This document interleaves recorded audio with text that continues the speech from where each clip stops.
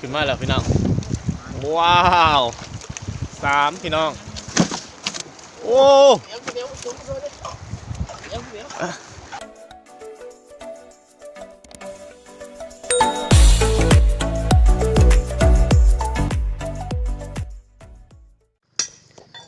เจ้าสบายดีพบกันอีกกับเครื่องของอินดีเนาะมื้อนี้สิพาพี่น้องไปยามน้ำยามมองใหญ่มองอูอันคลิปก่อนที่ว่าลงไปเฮ็ดคั้นเนาะตอนนั้นเนาะเมื่อวานนี้มาคำฟ้าวพี่น้องบ่ได้ถ่ายคลิปให้เบิ่งเลยตอนไปใส่เนาะมันอีสิถ่ายได้ตอนไปยามนี่แหละมาแต่หน้ามาแต่เกี่ยวข้าวฟ้าว4 โมงแล้ววันไป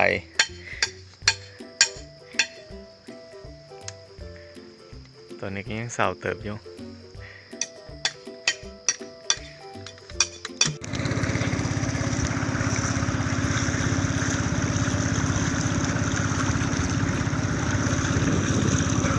น้องก็ฮอตคิวเนาะพี่น้องหลังจากที่ว่าใส่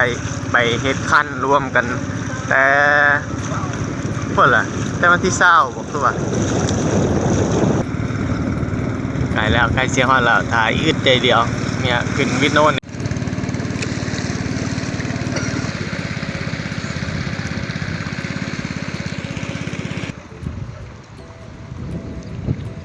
ลมแต่เศร้าเนาะมื้อนี้เนาะ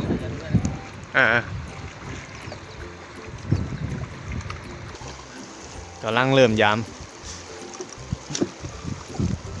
ของวะ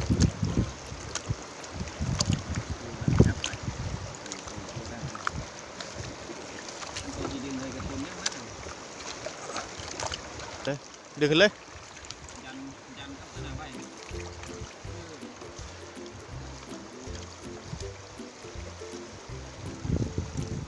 โอ้ย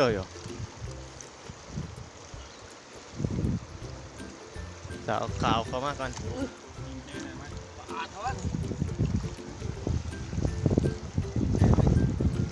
ึ้นมาแล้วพี่น้องว้าวดึงคู่ขึ้นมาเลย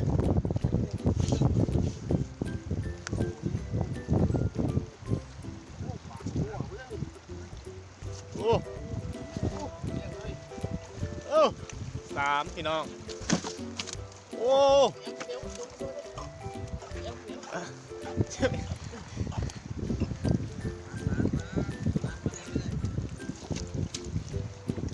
เนี่ยจะลุ่มไปเลยเนาะ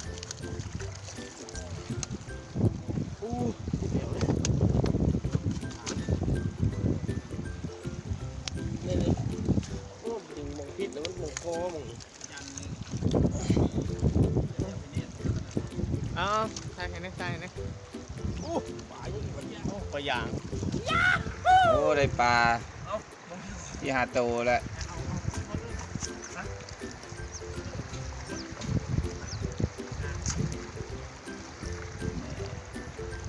มานจะหนีบ่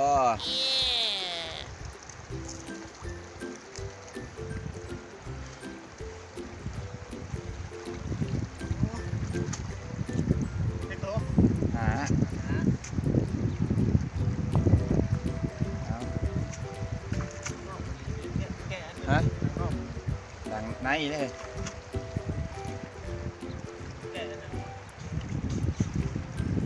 แก้วอะไรปดนะปุ๊บปดได้ยังไงได้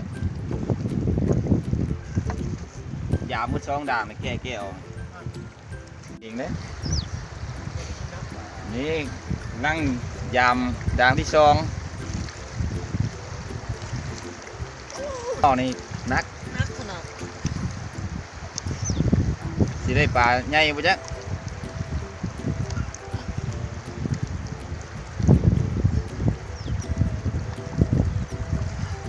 มาจะได้ต้นไปแล้ว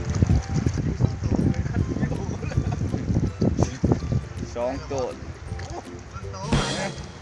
โตบ่โอ้ปลาปุกบาน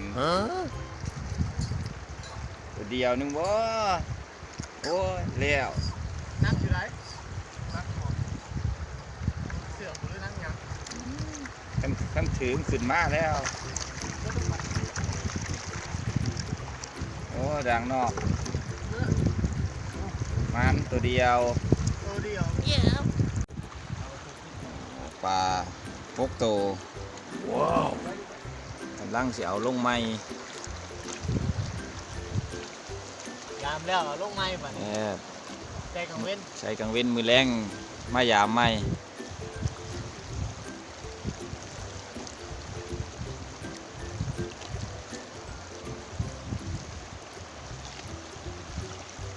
ได้ลงก่อน ทางน้ำมันปาก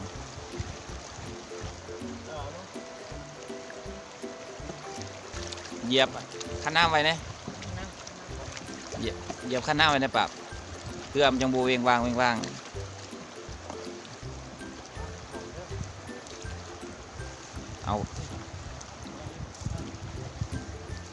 เอาลงเลยไล่น้ำตัวนะกะไล่น้ำขังหนึ่ง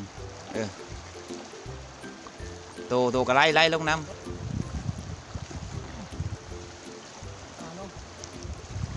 เอาลงเลยจับไปน้ำจับข่าวเทิงนี่ข่าวขากมันไหนโมจับข่าวขากโมไหน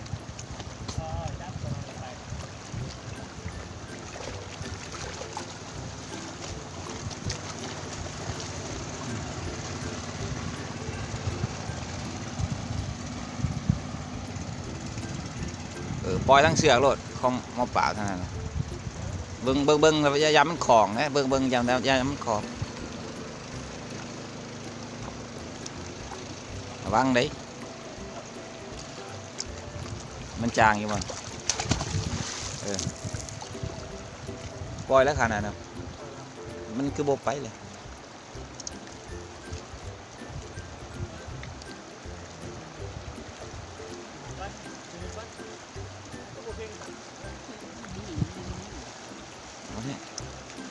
ปล่อยโลดปล่อยเบิ่งดูมันไปอยู่บ่รูปบางน้ำนี่เด้อคลอง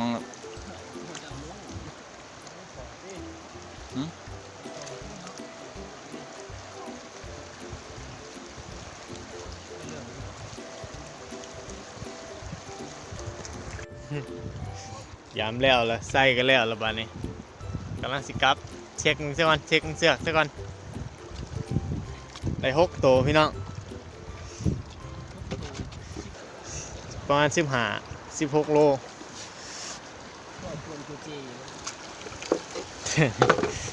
นี่ละขั้นนี่ละเป็นได้ฮะเป็นเชือกเสือกมันสั้นอยู่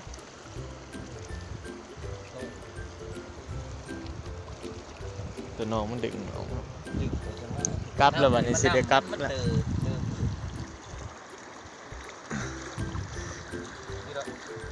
นี่ก็เป็นดอนนะพี่น้องว่าท่านเป็นฟังคนดอนฝากไปพุ่นอีกจังยืนเป็นฟังพี่น้องมันดีเลยครับแล้วบ้านนี้กลับแล้วพี่น้องกลับแล้วได้6 ตัวโศกไปมันนะพี่น้องเนี่ยมันคือวิถีชีวิตเนาะเขามันเขาได้ได้10 กว่าโลผมเขามันแท้เขาได้50 โลผมว่าว้าวโอ้หลายลีเนาะ